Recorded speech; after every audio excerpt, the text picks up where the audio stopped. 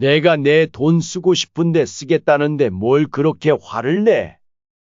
아니, 솔직히 그게 아버지만의 돈이에요? 엄마 보험금도 다 아버지가 가져갔잖아요. 혼자 들고 계셔도 쓸 곳도 없는데 자식들한테 미리 재산 좀 물려달라는 게 그렇게 기분 나쁘셨어요? 나중에 너희도 깨닫겠지. 내가 왜 그랬는지. 아버지 화 풀릴 때까지 기다릴게요. 마음 좀 추스리시고 연락 주시고요. 저는 그 말에 피식 웃으며 전화를 끊어버렸습니다. 안녕하세요. 저는 곧 70을 바라보는 여러분들과 같은 평범한 아버지입니다. 긴 세월을 살아오면서 많은 것을 보고 겪었지만 최근에 있었던 일만큼 제 마음을 아프게 한 적은 없었던 것 같습니다. 제 인생을 돌아보면 참 많은 일들이 있었습니다. 40년 넘게 작은 공장을 운영하며 열심히 일했고 코로나로 인해 경영이 악화되어 더 이상 공장 생산이 어려워 3년 전에 공장을 판 뒤로는 집에서 쉬며 홀로 노년을 보내고 있습니다. 불행은 갑자기 들이닥친다고 하더니 평생을 해온 공장을 접고 제 마음 추스르기도 바빴던 그 해에 50년을 함께 살아온 제 아내마저 갑작스러운 암으로 세상을 떠났습니다. 그때의 상실감과 외로움은 아직도 제 가슴 한구석에 깊이 남아 있어요. 슬아의 아들 태연과 딸 미라, 이렇게 두 자녀를 두고 있습니다. 둘 다 결혼해서 각자의 가정을 꾸리고 있죠. 손주들도 태어나 이제는 할아버지가 되었습니다. 딸은 결혼해서 애 낳고 중학생 되자마자 조기 교육시키겠답시고 캐나다로 떠나서 얼굴 한 번 본 지 오래입니다. 지엠이 장례식 때도 아들 통해 연락하니 애들 명문대 입시 컨설팅이 있다고 못 온답디다. 참지 자식만 중요하고 어찌 부모는 이제 안중에도 없는지. 자식 키워봤자 쓸모없다는 게 뼈저리게 느껴지더라고요. 얼마 전에 들은 소식이라고는 영주권인지 뭔지 그걸 받아서 이제 캐나다에 눌러 앉겠다네요. 그 연락마저 아들 통해 들었고 저한테는 전화 한 통 없으니 부모로서 섭섭할 수밖에 없더라고요. 그래도 제가 대단히 큰 부자라고는 할 수 없지만 평생 낭비 한 번 안 하며 성실하게 모은 재산과 몇 년 전 아내가 남기고 간 보험금을 합치면 제 나이에 비해 적지 않은 돈이 있었습니다. 아마 자식들도 그걸 알고 있었을 겁니다. 저도 언제 생을 마무리할 줄 모르는 사정이고 평생을 돈 쓸 줄 모르는 사람이기에 어느 정도는 당연히 자식들에게 물려줄 생각이었습니다. 하지만 이제는 마음을 고쳐먹었어요. 단 한 푼도 자식들에게 물려줄 생각이 없어졌습니다. 이제는 저도 더 늙고 아파도 자식들 찾을 생각도 없어졌고요. 자식들 시집장가 보낼 때는 아들에게는 집 한 채, 딸에게는 모자라지 않게 혼수를 해보냈습니다. 부모로서의 도리는 해야 된다고 생각했죠. 떠난 아내의 의견도 그랬었고요. 자식이라도 다 같은 자식이 아니라더니 제 자식들은 그걸로 부족했나 봅니다. 어느 날 큰아들과 며느리가 찾아왔어요. 아들 부부의 방문은 언제나 반가웠지만 이상하게도 그날은 뭔가 아들도 며느리도 표정이 무겁더라고요. 아버지, 요즘 어떻게 지내세요? 노인네가 뭘 병원 안 가면 잘 살고 있는 거지. 너희는 어떠니? 저요? 저희도 그럭저럭요. 무슨 일 있니? 아버지, 실은 저희가 드릴 말씀이 있어서요. 혹시 저희와 함께 사시는 건 어떠세요? 그 말을 듣는 순간 제 마음에 작은 파문이 일었습니다. 나를 모시겠다고? 저도 모르게 순간 기쁨이 밀려왔습니다. 하지만 동시에 의아함도 느껴졌어요. 아무래도 제가 하루 종일 집에 있으면 불편할 텐데 왜 갑자기 무언가 이유가 있을 거라는 생각이 들었거든요. 갑자기 그런 말을 하다니 무슨 일이라도 있니? 아니요, 그냥. 아버지 혼자 계시는 게 걱정돼서요. 그 말에 제 마음이 조금은 녹아내렸어요. 그래도 금지옥엽 키운 자식이라고 지부모 걱정해 주는구나 싶었지만 다 늙어서 자식들에게 짐이 되기는 싫었습니다. 아들 부분의 집이 여기서 많이 먼 거리도 아니었고 아직은 혼자서 버스 타고 다닐 만한 거리였기에 고맙다만 난 혼자가 편하다. 굳이 너희에게 배를 끼치고 싶지 않구나. 불편해. 아버지, 아들이 불편하다뇨. 저희가 모시는 게 당연한 거죠. 나중에 갑자기 아프시기라도 하면 어떡하시려고요? 그 순간 제 마음 한구석에서 작은 의심의 싹이 돋아났습니다. 이전에는 한 번도 이런 이야기를 꺼낸 적이 없던 아들이 왜 갑자기 성급한 듯이 이러는 걸까? 제가 아무 대답을 하지 않으니 아들이 한마디 덧붙였습니다. 아버지, 제가 효도하고 싶어서 그래요. 아내도 동의했고요. 부모님을 모시는 게 자식된 도리 아닌가요? 멀쩡한 집 놔두고 뭐하러. 됐다. 아니면 저희 집에 놀러 오신다고 생각하시고 한 달만이라도 지내다 가세요. 저한테도 효도할 기회를 주세요. 그 말에 제 마음이 더욱 복잡해졌습니다. 기쁘면서도 한편으로는 불편한 마음이 들었어요. 그래, 가서 사는 건 불편해서 싫고 조만간 주말에 하루 묵으러 가마.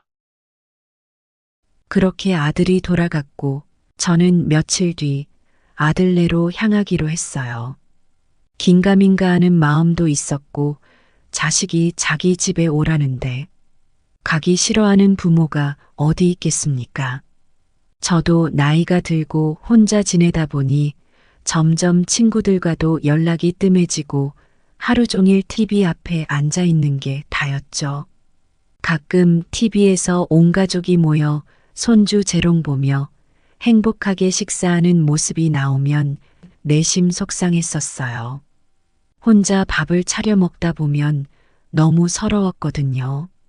배고픔보다는 외로움이 더 크게 느껴지는 시기가 오더라고요. 그렇게 혼자 집에 틀어박혀 지내는 일상이 지겹기도 하고 그들의 일상을 지켜보면 뭔가 알 수 있지 않을까 하는 생각이 들었습니다. 아들의 집에 도착하자 며느리가 반갑게 맞아주었습니다. 아버님, 어서 오세요. 갑자기 오신다고 하셔서 깜짝 놀랐어요. 며느리는 정성스럽게 차를 내왔습니다. 손자는 학교에 갔다고 했습니다. 집안을 둘러보니 깔끔하고 잘 정돈된 게 마치 전시장의 모델하우스 같았습니다.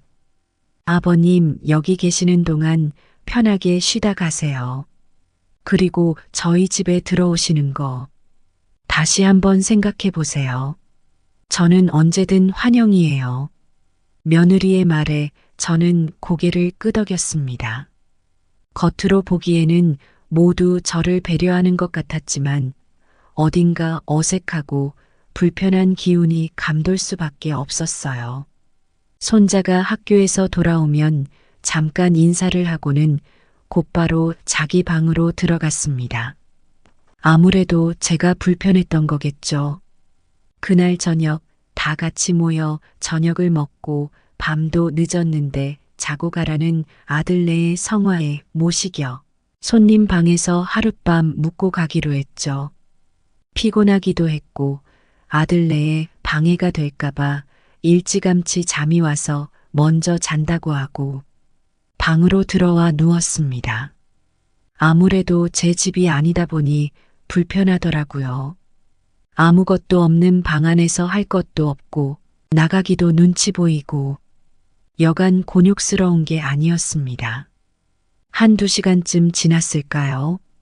화장실에 가려고 문을 열었을 때 거실에서 들려오는 낮은 목소리에 발걸음을 멈췄습니다. 여보, 아버님께 언제 말씀드릴 거예요? 조금만 더 기다려보자. 아버지께서 편하게 계실 때. 하지만 이대로 계속 있으시면 우리도 힘들잖아요. 알아. 하지만 조금만 더 참아. 아버지 재산을 물려받으면 지금보다 훨씬 나아질 거야.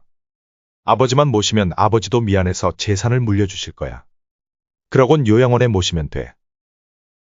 그 말을 듣는 순간 제 가슴이 무너져 내렸습니다.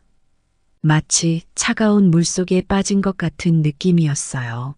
그게 무슨 소리냐? 아들 부부가 순간 깜짝 놀라서 쳐다보더니 이내 담담한 표정으로 아들이 말을 이어갔습니다. 언젠간 일어날 일이었다는 듯이요. 아버지 혹시 재산이 얼마나 있으세요? 공장 처분한 돈이든 어머니 보험금이든 들고 계신 돈이 꽤 되실 것 같아서요. 그 말에 제 마음이 철렁 내려앉았습니다. 아, 그래서였구나. 모든 것이 명확해지는 순간이었습니다. 마치 오랫동안 풀지 못했던 퍼즐의 마지막 조각을 끼워 넣은 것 같았습니다. 네가 그걸 알아서 뭐 하려고 그러냐? 그런 건 알 필요 없다. 내가 너 결혼할 때 이 집 해줬지 않니? 아버지, 그게 아니라 주변에 보면 다 부모님 재산이 얼만지 정도는 알고 있더라고요. 따로 쓰실 곳 없으시면 저희 물려주시면 좋잖아요. 어차피 제가 아버지 모실 건데. 나는 너한테 절대 부족하게 준 적 없다. 빈털터리니까 재산 탐내려는 생각이거든 애당초 접어. 아니 그래도 아버지 자식이잖아요. 요즘은 돌아가시기 전에 재산 증여하는 경우가 많대요. 정 물려줄 재산이 없으시면 지금 살고 계신 아파트라도 팔고 물려주시는 건 어때요? 어차피 아버지는 제가 모실 거니까. 뭘 자꾸 모신다는 거야? 누가 나 데리고 살아달라고 그랬냐? 저는 단호하게 말을 자르고 방으로 들어와 버렸습니다. 그렇게 그날의 대화는 끝이 났어요. 하지만 그 후로 제 마음은 편치 않았습니다. 마치 가슴 한구석에 날카로운 가시가 박힌 것 같았어요. 부모 모셔서 재산 물려받고 요양원에 버리는 이야기는 TV에서나 봤지. 제 일이 되리라고는 꿈도 못 꿨거든요. 애초에 자식 집에 들어가서 살 생각도 없었지만 속내를 알게 되니 상심이 무척이나 컸습니다. 다음 날 아침 저는 충격이 커 조용히 짐을 쌌어요. 아들과 며느리가 출근한 후 집을 나섰습니다. 떠나는 순간 제 마음은 무거움과 동시에 홀가분했습니다. 마치 오랫동안 지고 있던 무거운 짐을 내려놓은 것 같은 느낌이었습니다. 집으로 돌아와 저는 오랜 시간 생각 정리를 했어요. 재산을 탐내는 자식을 보고 나니 식욕도 사라지더라고요. 그렇게 저는 점점 아들과 연을 피하며 지냈습니다. 종종 전화가 와도 받지 않았어요. 아들이 원하는 것처럼 재산을 다 넘겨줘 버렸더라면 저는 이미 요양원 신세였겠죠. 그래서 저는 큰 결심을 했습니다. 제 재산 대부분을 자선단체에 기부하기로 했어요. 저도 언제 생을 마무리할 줄 모르는 사정이고 평생을 돈 쓸 줄 모르는 사람이기에 어느 정도는 당연히 자식들에게 줄 생각이었던 재산이었지만 그것이 오히려 그들의 마음을 병들게 한다는 걸 깨달았기 때문입니다. 단 한 푼도 자식들에게 물려줄 생각이 없어졌습니다. 저도 부모인지라 이 결정을 내리는 것은 쉽지 않았어요. 하지만 동시에 이것이 제가 할 수 있는 최선의 선택이라고 믿었습니다. 그날 이후로 저는 휴대폰 번호도 바꿔버렸고 아들이 물려달라고 하던 아파트도 급하게 팔아버렸습니다. 그러고 자식들과 연고 없는 조용한 동네로 내려가서 작은 아파트를 하나 얻었어요. 어차피 이제 일을 할 수 있는 몸도 아니고 자식들이 그리울 일도 없을 것이고 더 이상 그 집에 있을 이유가 없으니까요. 그렇게 며칠이나 지났을까요? 모르는 번호로 전화로 걸려온 전화 한 통에 저도 모르게 습관처럼 받았습니다. 여보세요. 아버지, 저 태연이에요. 아니, 글쎄, 큰아들 놈이 자기 전화를 안 받으니까 제가 모르는 다른 번호로 전화를 걸어왔더라고요. 어버지, 어떻게 연락 한 통 없이 집도 팔고 이러실 수가 있으세요? 지금 어디신데요? 제가 갈게요. 됐다. 필요 없다. 어차피 재산 전부 기부하기로 했으니 재산 때문에 이러걸랑 그만해도 돼. 줄 돈 없으니까. 아니, 아버지. 제가 재산 얘기한 것 때문에 그러세요? 그럼 안 주셔도 돼요. 나중에 받아도 돼요. 나중에 나 죽기 기다린다고 대놓고 말하는 거냐? 아니, 그런 뜻이 아니잖아요. 근데 기부하셨다는 건 진짜예요? 그래. 너희한테 물려줄 돈 한 푼도 없어. 아니, 어떻게 그러실 수가 있으세요? 그래도 자식인데. 내가 내 돈 쓰고 싶은데 쓰겠다는데 뭘 그렇게 화를 내? 아니, 솔직히 그게 아버지만의 돈이에요? 엄마 보험금도 다 아버지가 가져갔잖아요. 혼자 들고 계셔도 쓸 곳도 없는데 자식들한테 미리 재산 좀 물려달라는 게 그렇게 기분 나쁘셨어요? 나중에 너희도 깨닫겠지. 내가 왜 그랬는지. 아버지 화 풀릴 때까지 기다릴게요. 마음 좀 추스리시고 연락 주시고요. 저는 그 말에 피식 웃으며 전화를 끊어버렸습니다. 아들놈은 제가 재산을 모두 자선단체에 기부한다는 것이 농담인 줄 알지만 저는 혼자 어느 정도 먹고 살 돈은 남겨두고 정말로 모두 기부해버렸습니다. 평생을 아끼며 살아온 저는 혼자 죽을 때까지 놀고 먹어도 다 못 쓸 돈이었고 아들놈이 이렇게 나오지만 않았더라면 그 돈을 다 기부해버렸을 리는 없겠죠. 자식을 이렇게 키운 것이 모두 저와 아내 잘못이겠죠. 제 마음은 아팠지만 동시에 이상하게 홀가분했습니다. 마치 오랫동안 짊어지고 있던 무거운 짐을 내려놓은 것 같은 느낌이었습니다. 이제 저는 혼자입니다. 하지만 외롭지 않습니다. 제가 기부한 돈으로 누군가의 삶이 조금이라도 나아질 수 있다면 그것으로 충분하다고 생각합니다. 어쩌면 이것이 제가 찾은 인생의 진정한 의미일지도 모르겠습니다. 여러분, 제 이야기를 들어주셔서 감사합니다. 돈이 전부가 아니라는 것, 그리고 진정한 사랑과 행복은 물질적인 것에서 오지 않는다는 것을 꼭 기억해 주세요. 마지막으로 저는 여전히 제 자식들을 사랑합니다. 그들이 언젠가는 이 모든 것을 이해하고 진정으로 중요한 것이 무엇인지 깨달을 수 있기를 바랍니다. 그때까지 저는 그들을 용서하고 기다리려 합니다. 그것이 진정한 부모의 사랑이 아닐까요?